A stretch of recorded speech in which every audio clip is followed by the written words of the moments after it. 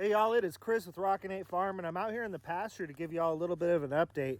We have been working our fingers to the bone out here, y'all, and it's really paying off.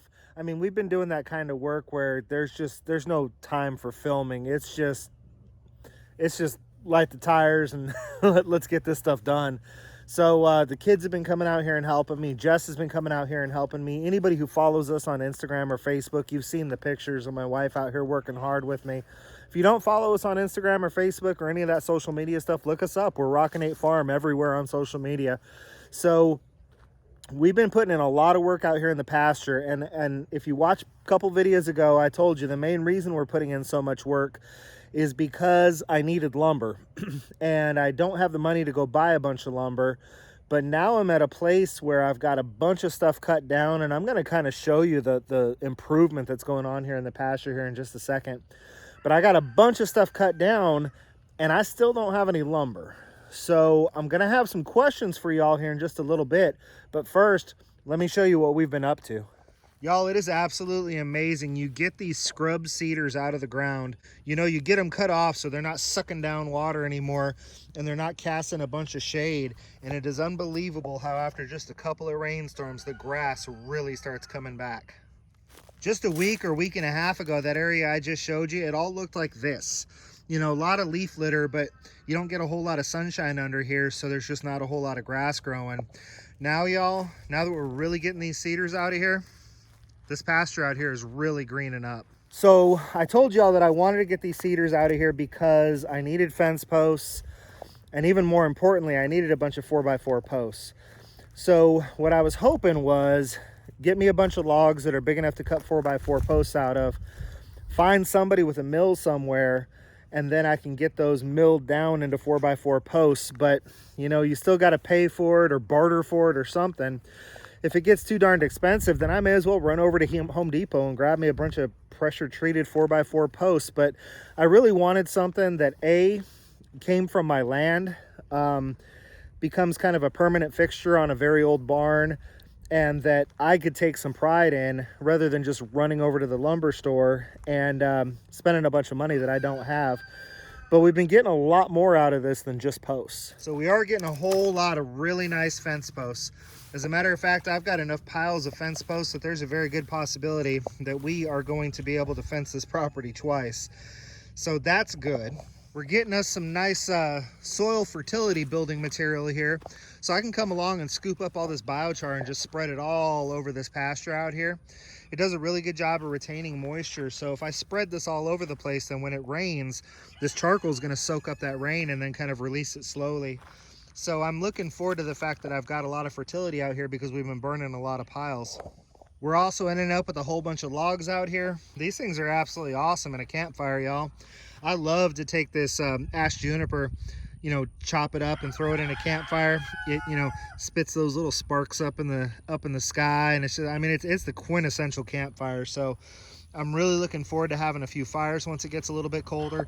Cool stuff about a lot of this too, you take that down, you lay that down on your saw and start cutting off. I mean, you can make yourself cedar coasters. You can make yourself them fancy things that people put underneath their dinner plates when they're having a cool meal. I don't know what they're called because I'm not that fancy, but I mean, like this one right here, you could cut yourself a few slabs off of that are big enough to put a plate on top of. I think perhaps the biggest thing, and y'all can see all this behind me, is the amount of sunshine that's coming in here now. And with the rain we've been getting and the fact that the cedars aren't soaking up all the rain, is this pasture, y'all. It is greening up like you wouldn't believe. So once I get this thing fenced in, it's going to be a great place for us to finally let some livestock come out here and start munching. Now, I've talked to y'all a lot about renewable resources, and you know, it's not something we're going to have to worry about, because one of the other things that we see popping up all over the place now that there's a little more sunshine coming in is a whole bunch of baby cedars. This one here was just a little tiny guy about a month ago, and now it's a tree that's about 3 feet tall. So we are never going to have a lack of scrub cedar on this property. Now that brings us back to the logs, and it also brings us back to the question that I have for some of you. I have still got to figure out how to turn this beauty into 4x4 posts, and that's where I'm hoping y'all are going to come in.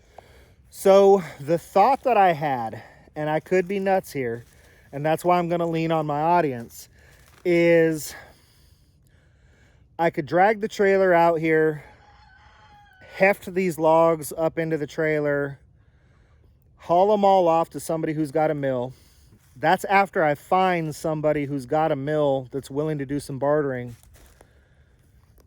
Get the logs milled, bring back all my boards, but in the process, because what I was talking about bartering for was logs. You know, I take 20 logs over to the mill, I bring back 10 4x4 posts, and they keep the other 10 logs. So I'm out the logs, I'm out the potential for 4x4 posts for myself in the future, and I have to do all this hauling and delivering. And a thought crossed my mind, but I could be insane. And that thought was chainsaw mill. So this is where I'm leaning on my audience. Now, if you've never used a chainsaw mill and don't own a chainsaw mill, but especially if you've never used one, then, you know, I mean, jumping on here and saying, well, I heard and all this other stuff doesn't help me out a whole lot.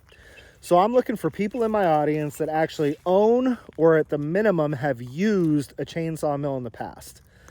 And if you don't know, or if you haven't personally, but members of your audience perhaps are like real big chainsaw guys, loggers and all that good stuff, then please get a hold of them, send them over to my channel, have them like and subscribe it, because that would be really cool.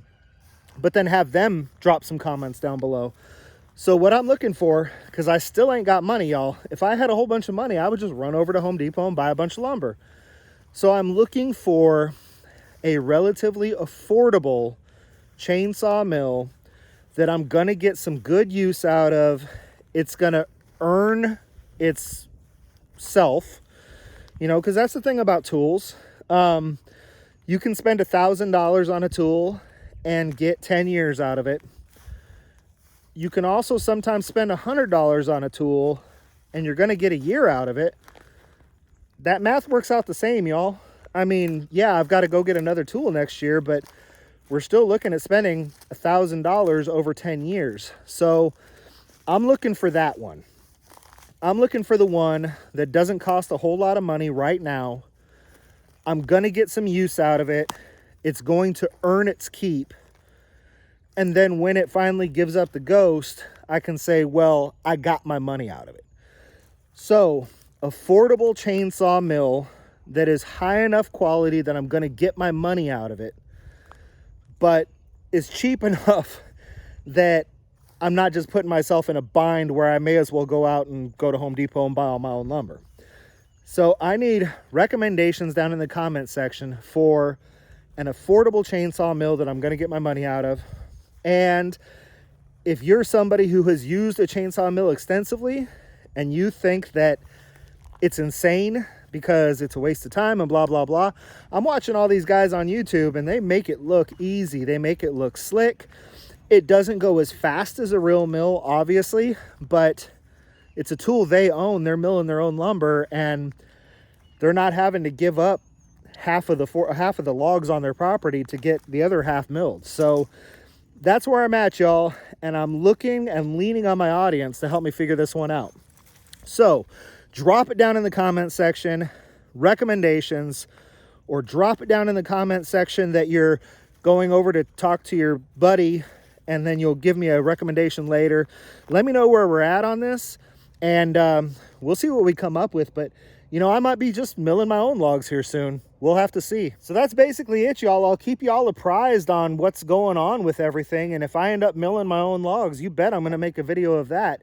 I mean, who doesn't want to see me lose a thumb, right?